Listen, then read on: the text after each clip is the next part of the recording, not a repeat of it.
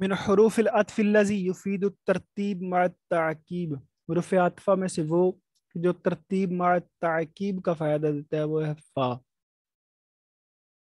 اگر من الحروف العطف الذی یفید الترتیب مع التراخی، جو ترتیب مع التراخی کا فائدہ دیتا ہے وہ ثم ہے۔ من حروف العطف الذی یفید التخییر او الشک،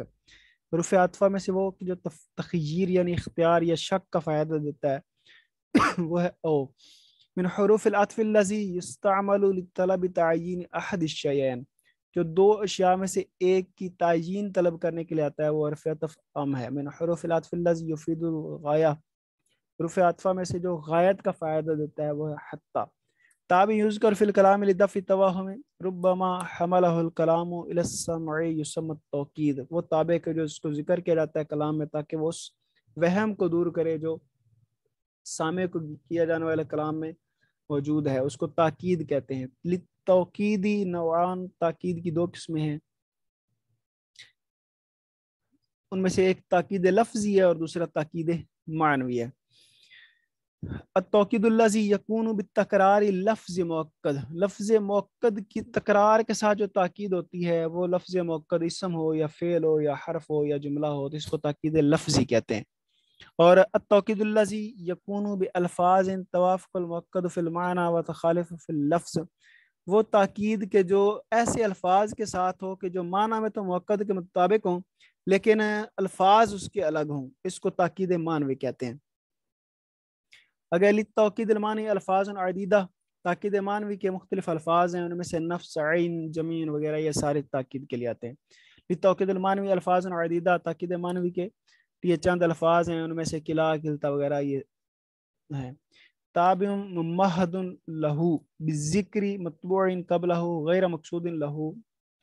مقصود لذات ہی، ایسا تابع جو جس کا ذکر معہود ہو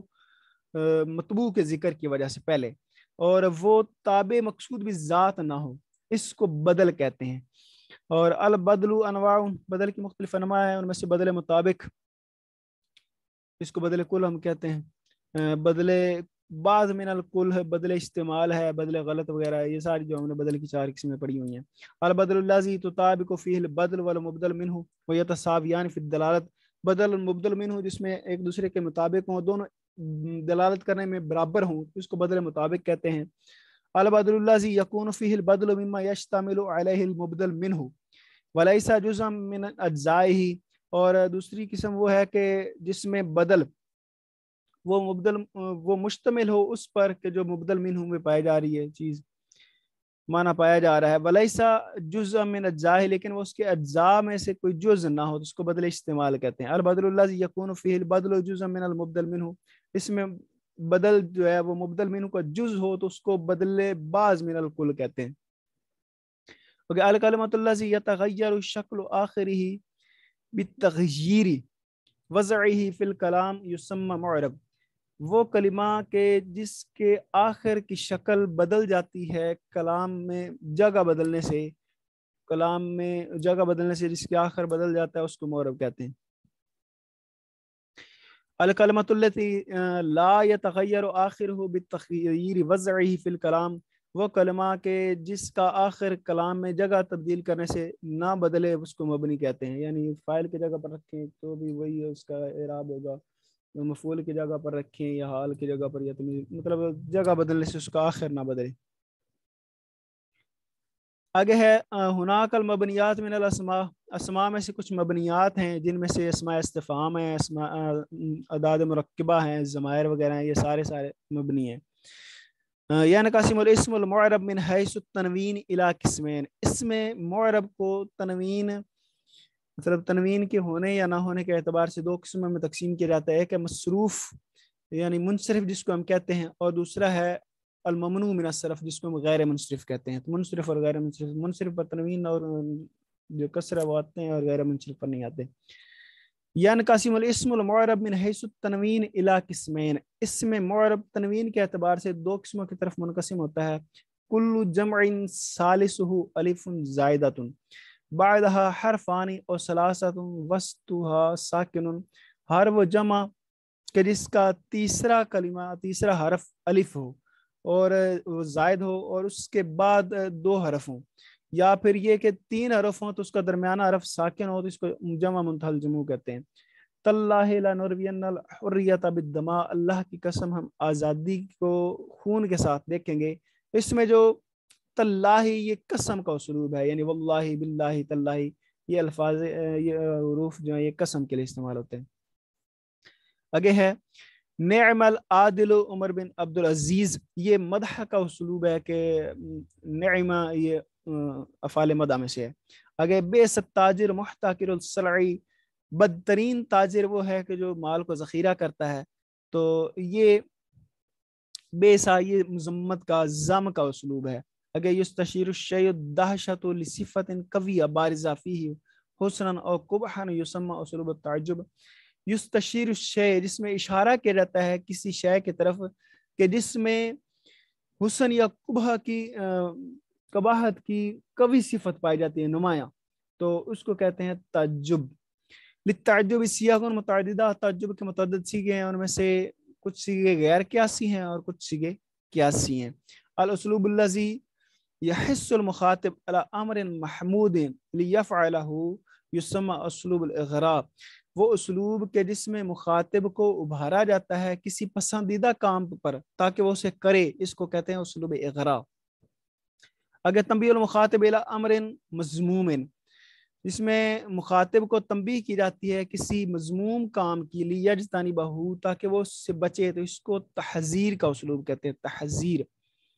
آگے ہے اسلوب یذکر فیہ اسم ظاہر بعد ضمیر المتکلم غالبا لبیان المقصود منہ یسمى اسلوب الاختصاص، وہ اسلوب کے جس میں اسم ظاہر کے بعد متکلم کی ضمیر کو ذکر کیا جاتا ہے تاکہ وہ مقصود کو بیان کرے، تو اس کو کہتے ہیں اختصاص کا اسلوب۔ اگر یاتی التحذیر علی 4 صور قیاسیہ، تحذیر کو 4 قیاسی صورتوں پر لایا جاتا ہے، ان میں سے ایک یہ ہے کہ محذر منہ کو مفرد ذکر کیا جائے، محذر منہ کو مکرر ذکر کیا جائے، محذر منہ کو عطف کی صورت میں ذکر کیا جائے۔ یسمى الامر المحمود الذی یحث المخاطب علی فعلہ، وہ پسندیدہ کام کے مخاطب کو جس کے کرنے پر ابھارا جاتا ہے، اسے مغرہ بھی کہتے ہیں۔ یسمى الامر المذموم الذی ینبہ الیہ لاجتنابہ، وہ پسندیدہ وہ کام مذموم کام کہ جس سے بچنے کے لیے تنبیہ کی جاتی ہے، اسے محذر منہ کہتے ہیں۔ اگر من ادوات الشرط غیر الجازمہ التي تفید التکرار وقول جواب بتکرار وقوع الشرط ولا یلیہ الا الماضی، حروف شرط میں سے وہ کہ جو جزم نہیں دیتے اور یہ تکرار، یہ جواب کے تکرار کے وقوع کا فائدہ دیتے ہیں، بالتکرار وقوع شرط، شرط کے وقوع کے تکرار کے ساتھ، یعنی جب جب شرط کا وقوع ہوگا اس تب جواب شرط کا وقوع ہوگا، اور اس کے ساتھ جو فعل ماضی ملا ہوتا ہے یہ کلما ہے، کلما یہ تکرار کا فائدہ دیتا ہے۔ اگر ہے من ادوات الشرط غیر الجازمہ الذی تفید امتناع الجواب لوجود الشرط، حروف شرط میں سے جو جازمہ نہیں ہوتے اور یہ جواب شرط کے امتناع کا فائدہ دیتا ہے جس وقت شرط پائی جائے، یعنی شرط پائی جائے گی تو جواب شرط نہیں پایا جائے گا، تو وہ اللہ ہے۔ وَإِن تُصِبْهُمْ سَيِّئَةٌ بِمَا قَدَّمَتْ أَيْدِيهِمْ فَإِنَّ الْإِنسَانَ كَفُورٌ، فی هذه الآیہ اقترن جواب الشرط بالفاء وجوباً، اس مثال میں جو فَإِنَّ الْإِنسَانَ كَفُورٌ جواب شرط جو ہے اس میں فا وہ ذکر کی گئی ہے، لِأَنَّ جواب الشرط جملہ اسمیہ، کیونکہ جواب شرط جملہ اسمیہ ہے، تو جواب شرط جملہ اسمیہ ہو تو اس پر فا کرانا واجب ہوتا ہے۔ آگے وَإِذَا قُرِئَ الْقُرْآنُ فَاسْتَمِعُوا لَهُ وَانصِتُوا، تو فی هذه الآیہ اقترن جواب الشرط بالفاء وجوباً فاستمعوا له جواب الشرط جملہ طلبیہ، کیونکہ اس میں جواب شرط جو ہے وہ جملہ طلبیہ ہے، تو اس صورت میں بھی اس پر فا کو لایا جائے گا۔ آگے من غش فلیس منا، جس نے دھوکہ دیا وہ ہم میں سے نہیں ہے، فی هذه الجملہ اقترن جواب الشرط بالفاء لأن جواب الشرط فعل جامد، اس میں بھی فا کو ذکر کیا گیا ہے کیونکہ اس میں جو جواب شرط ہے وہ فعل جامد ہے۔ اگر یاتی جواب القسمی، جواب قسم یہ جملہ اسمیہ کے طور پر بھی ذکر کیا جاتا ہے اور جواب قسم یہ جملہ فعلیہ بھی ہو سکتے ہیں۔ آج گرامر کا اتنا ہی۔